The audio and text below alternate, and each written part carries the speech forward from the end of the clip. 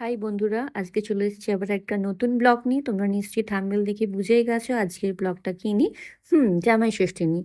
তোমরা কিন্তু আমাদের চ্যানেলটাকে সাবস্ক্রাইব, ভিডিওতে লাইক আর বেল আইকনে ক্লিক অবশ্যই করে দিও। তো চলো, আমরা তিনজনই রেডি হয়ে গেছি জামাই ষষ্ঠী নিয়ে, ইভান, মাম্মা আর পাপা।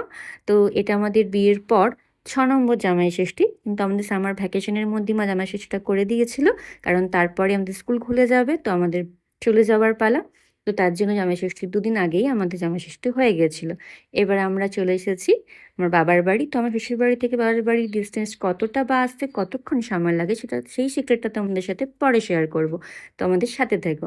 এরপরে যে জামাইয়ের প্লেট রেডি, ব্রেকফাস্টে গরম গরম এগ চাউমিন সাথে 5 রকম মিষ্টি। জামাই একদম প্লেট চামচ ডুবিয়ে একদম খেতে শুরু করে দিয়েছে, আর আমার প্লেটও রেডি।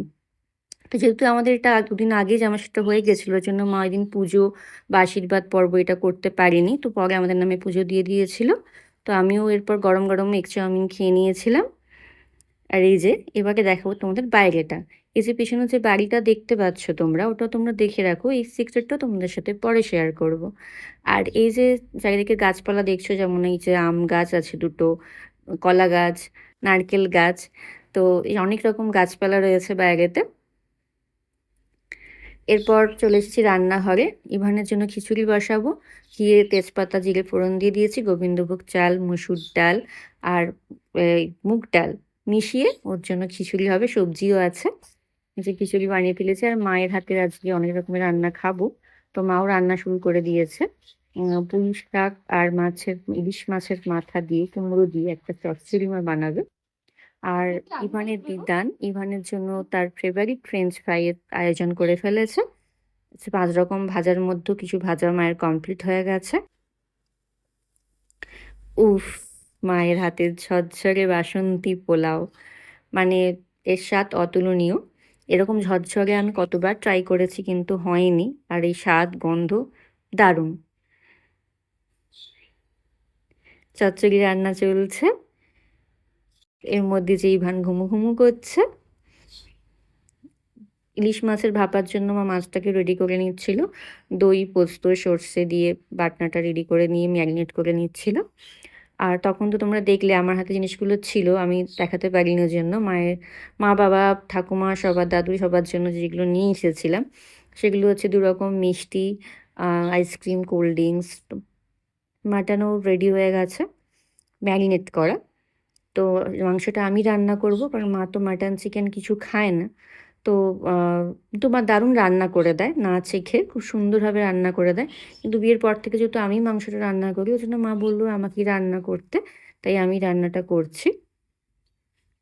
সেই ইলিশ ভাপাও রেডি হয়ে গেছে। ইলিশ ভাপার সাথে সাথে আরও মাছ রয়েছে, যে পমফ্রেট মাছ, এটারও মা ম্যারিনেট করে নিয়েছিল। তারপর ওই যে ওর খাবার রেডি করে হয়ে গেছিলো, তো ওকে মাংস করতে করতে ওকে খাইয়েও নিচ্ছিলাম। এই যে ওর জন্য খিচুড়ি গোবিন্দভোগ চালের, আর ফেভারিট ফ্রেঞ্চ ফ্রাই। কোনটা খাবি তুমি? এইটা এইটা মোবাইল খাবি? দেখাও চলছে, খাওয়াও চলছে। এই দেখো, ব্যাস। তুই খিচুড়ি খাবি না? একটা নাও, একটা একটা, হ্যাঁ ব্যাস। আর না, খিচুড়ি খাচ্ছে না, শুধু আলু ভাজা গুলো তো উঠলে খেয়ে নিচ্ছে। না, খিচুড়িটা খেয়ে নাও। আচ্ছা। এরপর আবার রান্নাঘরে চলে এসেছি, যে মাটন কষা রেডি হয়ে আসছে, অনেকটা সেদ্ধ হয়ে গেছে, আর একটুখানি বাকি রয়েছে। তো ওটাও কমপ্লিট করে নেব। মা তারপর জামাইয়ের জন্য থালা সাজাতে রেডি করে শুরু করে দিয়েছিল সাজানো। 5 রকম ভাজা, তার মধ্যে আলু ভাজা, পোস্ত বড়া, পটল ভাজা, কুমড়ো ভাজা, ভাত, পোলাও, আর সাথে পমফ্রেট ফ্রাই।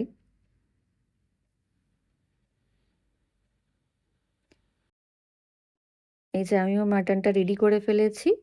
তো মাটন কষাও কালারটা দারুণই এসছে, সাথে নারলির পিস, সেটা দেখে তো মনে হচ্ছে আমি খেতে বসেই পড়ি। কিন্তু আগে তো জামাইয়ের খাওয়ার পালা।